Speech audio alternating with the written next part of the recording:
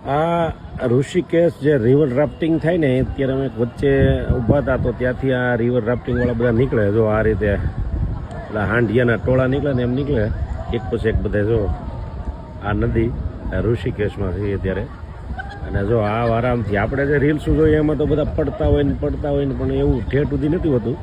એવું ક્યાંક ક્યાંક આવતું હોય પણ આજ પાણી ઓછું હશે કે કોને ખબર પણ જો આ બધા રિવર રાફ્ટિંગવાળા ઋષિકેશ તો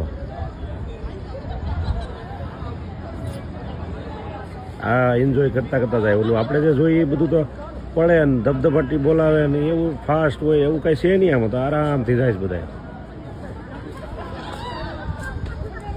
તો રિવર રાફ્ટિંગ અત્યાર સુધી મને બીક લાગતી હતી કે ભાઈ રિવર રાફ્ટિંગમાં જવાય નહીં એમાં તો બધા મરે પડે પણ આ બધા એન્જોય કરે છે આરામથી જાય છે આમાં કંઈ એવું લાગતું નથી ડર જેવું